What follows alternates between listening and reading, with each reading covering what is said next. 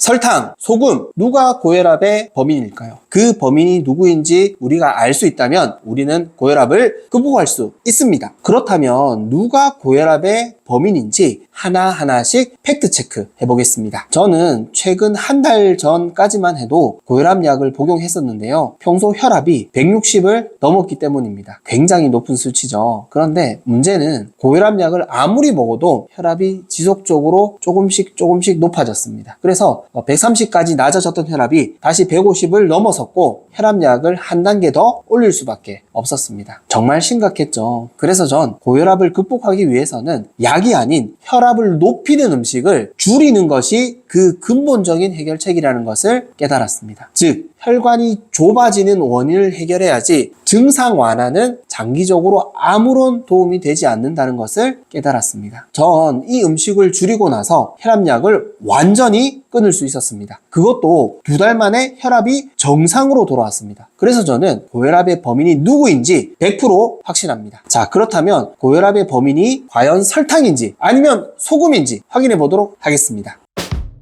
먼저 제가 혈압약을 먹고 있었던 시기에 일주일 식단과 간식을 확인해 보도록 하겠습니다. 저의 주요 식단은 컵라면과 삼각김밥이었습니다. 주말에는 외식을 많이 했었고, 그리고 후식은 떡, 초코바, 아이스크림, 과자, 탄산음료, 빵, 종합 세트로 먹었습니다. 특히 믹스커피는 하루에 4잔에서 5잔 정도를 마셨습니다. 즉, 단짠 음식들이었습니다. 달고 짠 음식들이 대부분이었죠. 이때 몸무게는 100에서 105kg을 왔다 갔다 하고 있었고, 그리고 혈압은 혈압약을 복용했음에도 불구하고 150에서 160대를 유지했습니다. 굉장히 심각했죠. 즉, 혈압약은 효과가 그렇게 크지 않았습니다. 식단과 간식을 잘 살펴보면 저는 설탕과 당을 엄청 먹었습니다. 즉, 당 섭취는 상상을 초월할 정도로 많이 먹었죠. 제가 적어보니까 느꼈습니다. 와, 이렇게 많이 먹었어? 물론 컵라면과 간식, 각종 음식에 들어가 있는 소금도 많이 먹었습니다. 이 식단만 보면 사실 고혈압의 범인은 설탕, 즉 당이 주된 원인이고 소금은 추가적인 원인이 될 것 같습니다. 자, 그렇다면 제가 10kg 감량을 했던 간헐적 단식 다이어트를 실천했을 때의 식단을 함께 확인해 보도록 하겠습니다.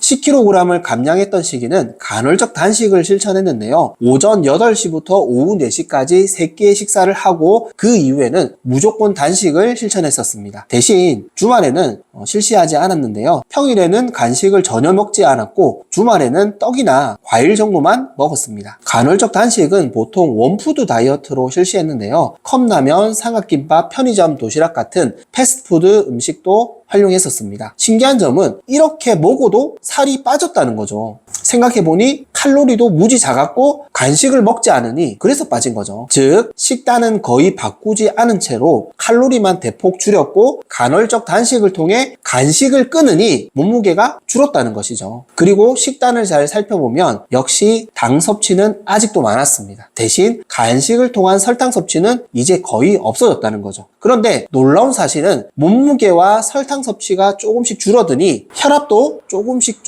떨어지기 시작한 거죠. 이때의 혈압은 130에서 140 정도였고, 그리고 이때부터 고혈압약을 조금씩 끊기 시작했습니다. 고혈압의 원인이 설탕, 즉 당이라는 것이 점점 뚜렷하게 드러나고 있었습니다. 그래도 소금에 대한 의무는 아직 완벽하게 해결하지 못했는데요. 이때도 계속 짜게 먹고 있었기 때문이죠. 단, 작게 먹었기 때문에 소금 섭취는 당연히 줄어든 것이 사실입니다. 자, 마지막으로 제가 고혈압 약을 끊고 나서 먹고 있는 식단을 함께 확인해 보도록 하겠습니다. 지금은 저탄고지와 간헐적 단식을 함께 실시하고 있는데요. 저탄고지 식단은 주로 삼겹살과 채소를 이용하고 있습니다. 그리고 고기에는 소금을 충분히 쳐서 먹고 있고 채소는 쌈장에 찍어 먹고 있습니다. 아직도 조금은 짜게 먹고 있다는 거죠. 식단을 보시면 과자와 아이스크림은 완전히 끊었고 믹스커피는 일주일에 한두 잔 정도만 마시고 있습니다. 그리고 떡은 한 번 정도는 먹고 있는데요. 사실 유일한 간식은 아몬드와 토마토 정도입니다.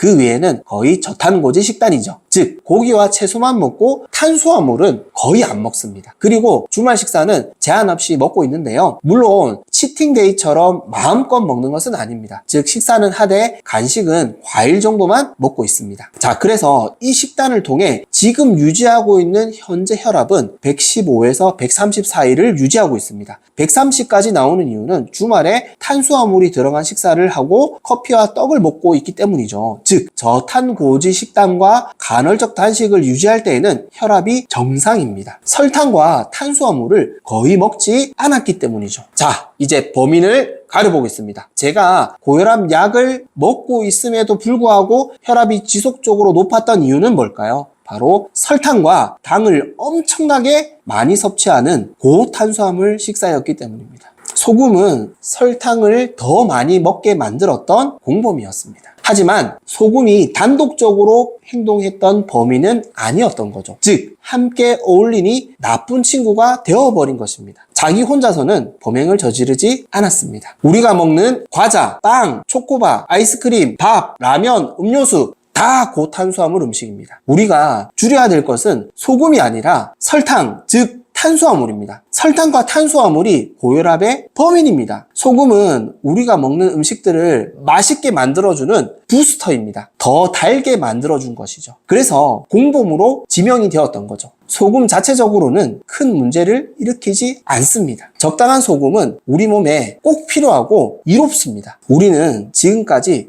속고 있었습니다. 아니, 우리 스스로를 속이고 있었습니다. 이제는 진짜 범인을 찾았습니다. 이 범인을 우리가 어떻게 해야 할까요? 설탕과 소금은 만나지 않는 것이 좋습니다. 같이 만나면 범죄가 일어나기 때문이죠. 설탕을 줄이시면 됩니다. 탄수화물을 줄이시면 됩니다. 고혈압을 극복할 수 있습니다. 혈압 수치도 물론 중요하지만 혈관 건강이 더 중요합니다. 혈관 건강은 설탕과 탄수화물을 줄임으로써 되찾을 수 있습니다. 혹여 고혈압 극복의 원리에 대해 궁금하시다면 제가 정리한 영상이 있습니다. 이 영상을 참고해 주시면 되겠습니다. 그리고 고혈압의 범인 1편 영상도 있는데요. 마지막 추천 영상을 참고해 주시면 되겠습니다. 지금까지 건강해지는 선택 선잘이었습니다. 도움이 되셨다면 구독과 좋아요 부탁드리겠습니다. 그리고 더 좋은 영상으로 찾아뵙겠습니다.